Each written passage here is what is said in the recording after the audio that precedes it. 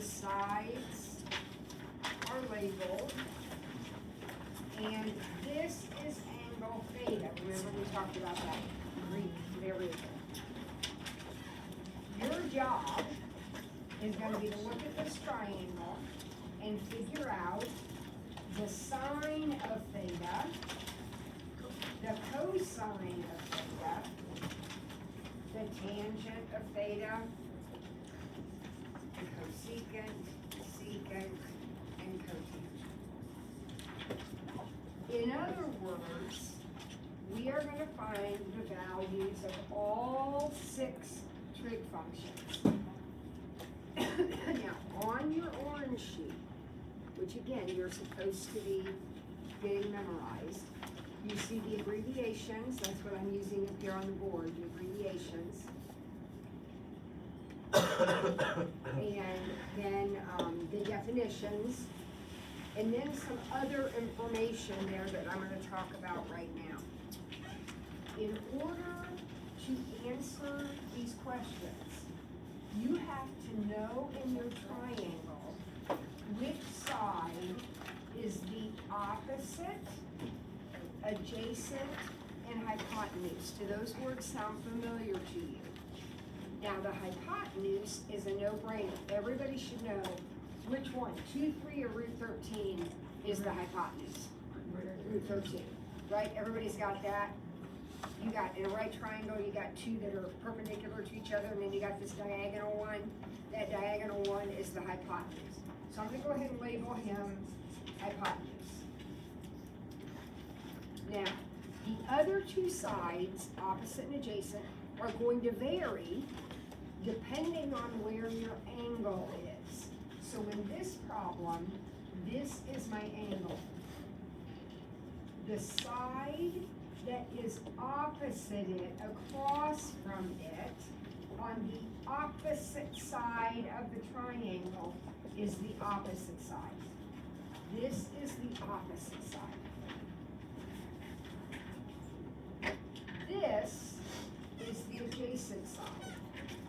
Now, who knows what the word adjacent means? What does adjacent mean? Next to. So isn't 3 right next to my angle? That makes it the adjacent side. 2 is not next to the angle. It's on the opposite side of the triangle. That's the opposite side. Okay? Now, this is really, really important because I could have the same triangle. I'll put theta here. Now, would that change the hypotenuse? No. Hypotenuse is hypotenuse. But now, is 3 still the adjacent side? No, now it would be the opposite side. So opposite and adjacent depend totally on which angle of the problem you're looking at. Okay? All right. So once you get that labeled, you have opposite, adjacent, hypotenuse, then filling these in is easy. What does your orange sheet tell you sine is? Sine theta equals what? Well, y over r. Okay, what else? Opposite over hypotenuse. So, what's my opposite side? 2. And what's my hypotenuse? Root 13. Kids, it's not hard. It's right there, right? Now, I'm not supposed to have a radical on the bottom. I should have left myself some more room here. Not supposed to have a radical on the bottom. So, I'm going to have to fix that. You know how to do that. We multiply top and bottom by root 13. So 2 root 13 over 13. Because the square root times the square root is just the number itself. We call that rationalizing. Right? All right. Let's move on to cosine. What's cosine? According to your orange sheet, cosine. Cosine. Adjacent over hypotenuse. So that'll be 3 over root 13. which is 3 root 13 over 13. Can't have a radical in the bottom. You know that rule, that's never changed in your whole life. And then finally, what's tangent? Opposite over adjacent, so that would just be 2/3. Now, you might remember from geometry, your teacher talking about Chief Sokotoa, chief of the trigonometry tribe. So, Katoa, that's a mnemonic device and it helps you. Sine is opposite over hypotenuse. Cosine is adjacent over hypotenuse. And tangent is opposite over adjacent. So feel free to use that if that helps you. I still Sokotoa on myself. Okay, now, what about the other ones? Well, these guys are kind of like the stepchildren here. They're not used as much. They're not even on your calculator. You have a sine button, a cosine button, a tangent button. You do not have cosecant, secant, and cotangent. But they're easy because these guys are just the reciprocals of these guys. Look, on your orange sheet, what is cosecant? Hypotenuse over opposite. That's the reciprocal of the sine. So all you have to do is take your fraction that you got for the sine and flip it over. Thanks, Fred. So that would be root 13 over 2. Now notice, this was my final answer for the sine, but I didn't flip that. What would happen if I flipped this, if I took the reciprocal of this? What would I have on the bottom? A radical, which I don't want. So I'm gonna go ahead and flip it back here at step 1, just to save myself a little work. Secant, reciprocal of cosine. So that is root 13 over 3. And cotangent, reciprocal of tangent. So that is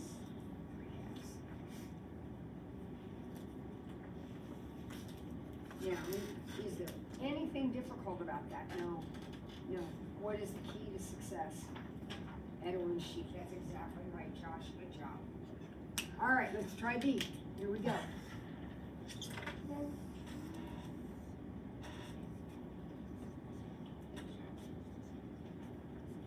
No radicals in this one. Before you start, take a minute. Just a minute, I forgot to change my attendance.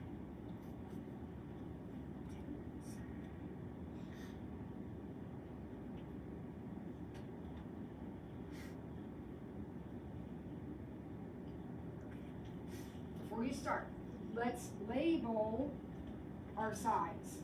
Which one's the hypotenuse? 13. Yep. Now be careful. Which one's opposite? 5. Very good. And that is 12 inches. Label those. Make your life easy. Label them. And then here we go. We need sine, cosine, and tangent. Can anybody tell me what the sine is? 5 over 12. Sine would be 5 over what? 13. 5 over 13. Which, by the way, automatically means that my cosecant is 13 over 5.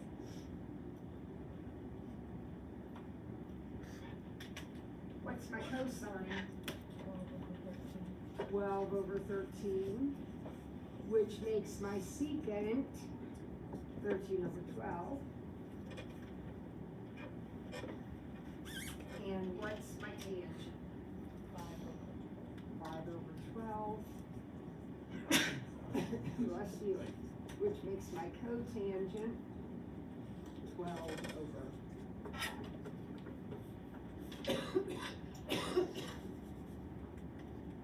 Okay, now, moving on to problem C, you'll notice first of all, you're gonna have to write your own sine, cosine, and tangent, so go ahead and start filling that in, right?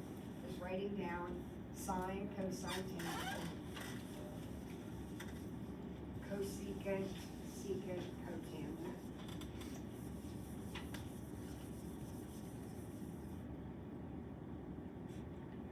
And then what else do you notice that's a little bit different about this problem? The sides are not all labeled, are they? And in order to fill in all these blanks, we need them to be labeled. So, any thoughts on how we can figure out that missing side right there? Exactly. Remember, anytime you have a right triangle, you have access to the Pythagorean theorem. So what does the Pythagorean theorem say? 1 squared plus 3 squared equals c squared.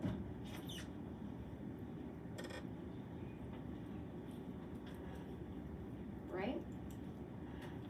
So let's see. 1 plus 9. So it looks like C is square root of 10.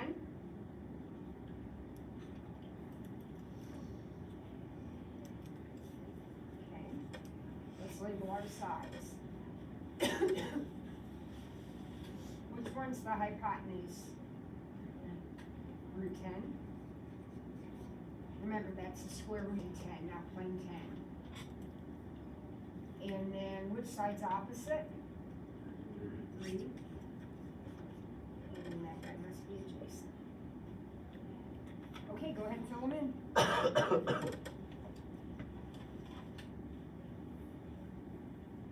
Use your orange sheet.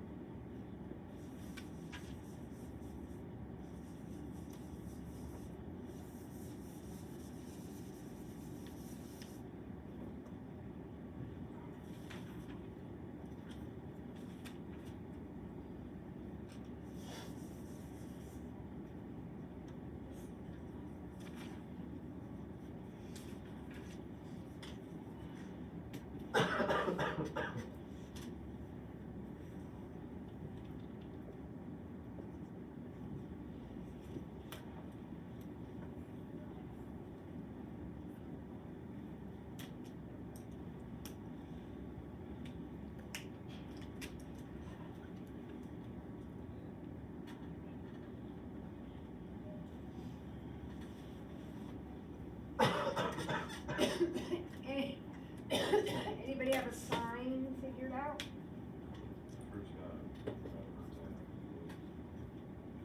Be careful. The sign will be opposite over hypotenuse.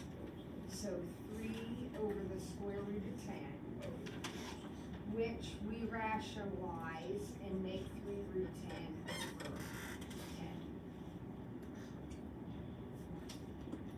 We don't want to leave radicals in the denominator. And that's going to happen a lot because most of our triangles are going to have a radical.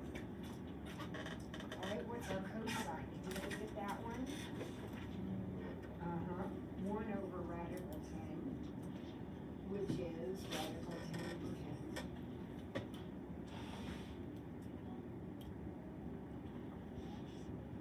Just move that radical up and make the bottom plain 10. And then how about tangent? 3 over 1, which is just 3. Now, these are easy because these are just the reciprocals of these. So we're going to flip this over, so we have root 10 over 3. We're going to flip this over, so we have root 10 over 1. And we'll flip this over, so we have 1 over 3.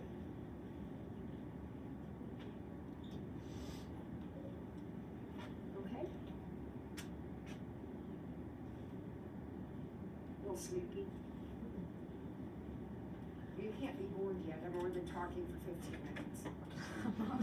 Sleepy. All right, here we go. Something's missing. This side right here, right? So we need to use our Pythagorean theorem.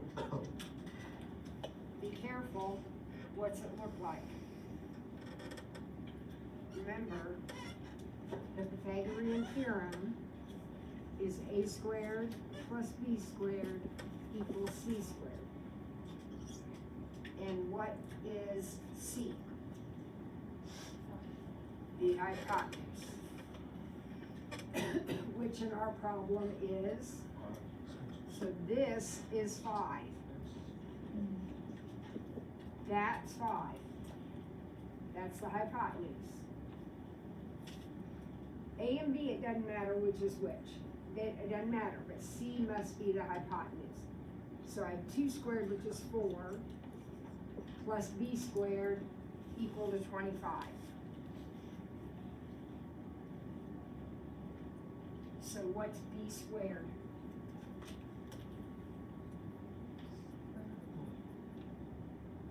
Come on, we're solving this equation. B squared equals 21. So B is going to be the square root of 21.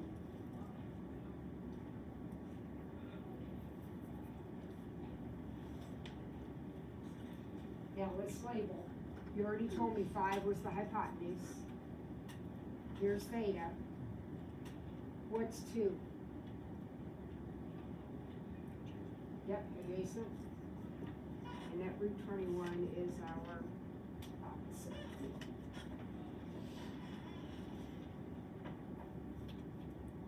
All right, go ahead and fill them in.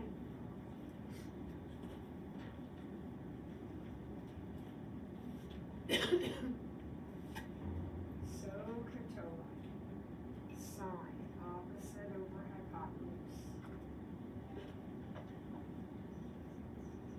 Root 21 over 5 for my sine.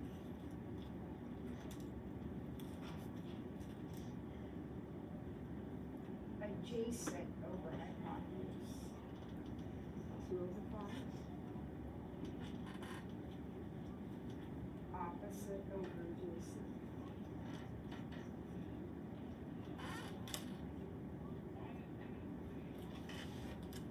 How did those look for the first 3? All right, so now we just flip them. So this is going to be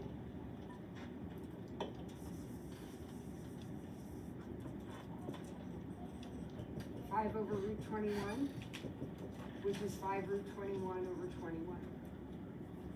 Remember, just bring the radical up to make the number regular in the bottom. So your secant is 5 halves, and your cotangent is 2 root 21.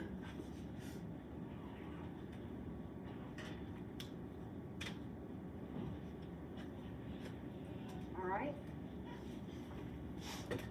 We got that under control?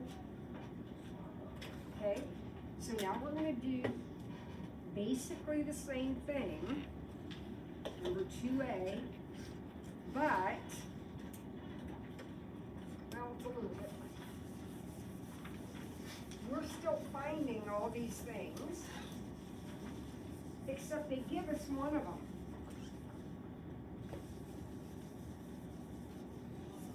So for problem number 1, or 2a, they tell us that the sine is 2/3. That's all they tell us. And we're somehow supposed to figure all this out. Well, I think there's one of them that I know right off the bat. If the sine is 2/3,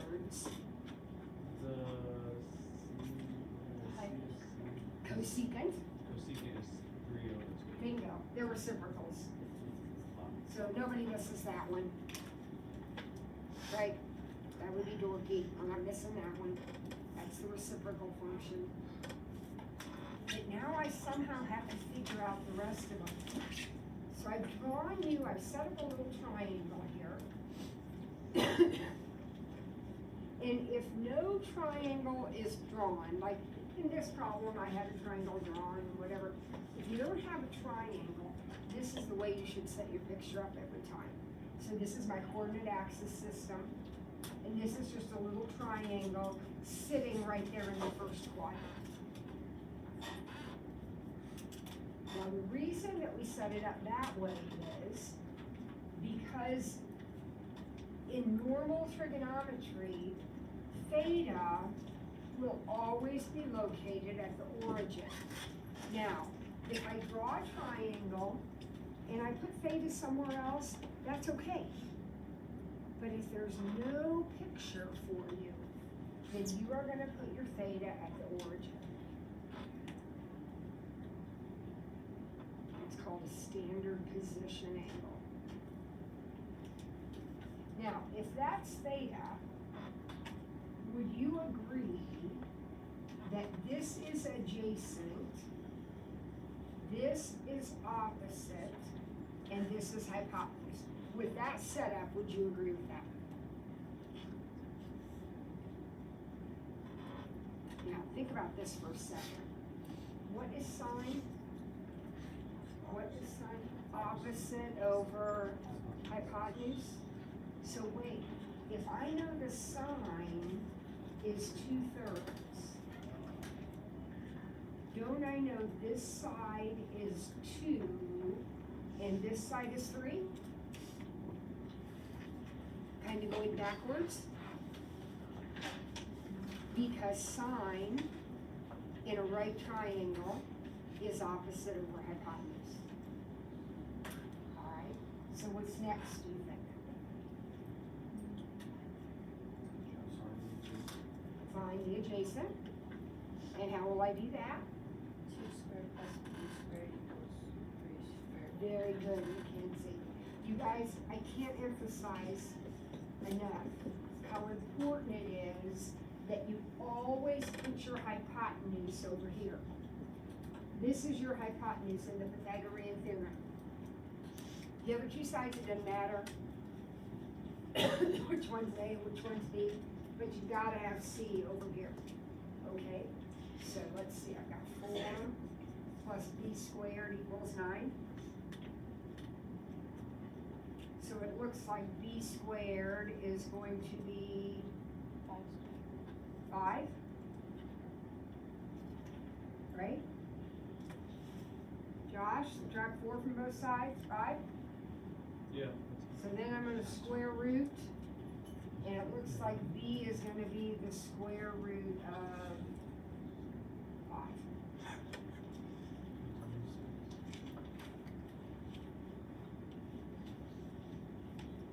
All right, fill them in.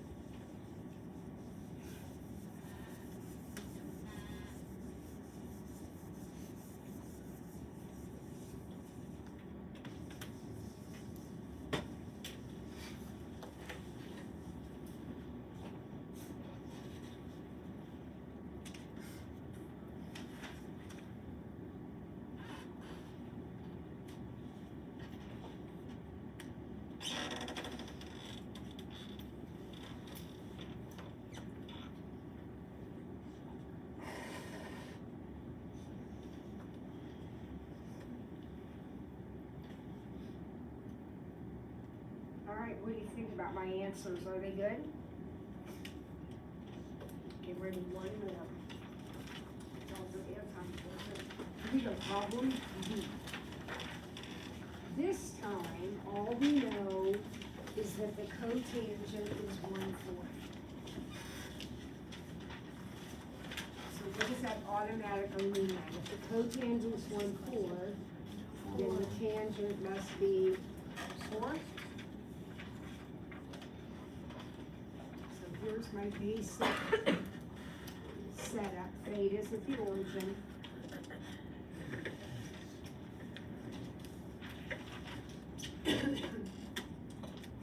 This is the hypotenuse, everybody agree? Now, theta is at the origin, which means this side is opposite, and this side is adjacent.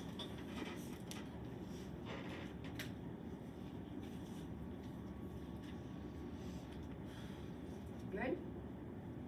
All right, and I know that tangent, cotangent, what's tangent? So TOA, it's opposite over adjacent. So 4 and 1.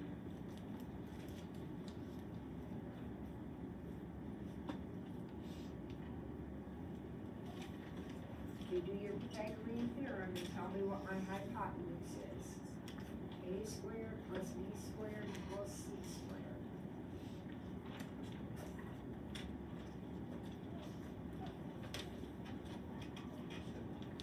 What? Square root of 17, you're exactly right. 1 squared plus 4 squared, square root of 17. All right, so quickly, here we go. Sine is opposite over hypotenuse. Cosine is adjacent over hypotenuse. And then these guys are the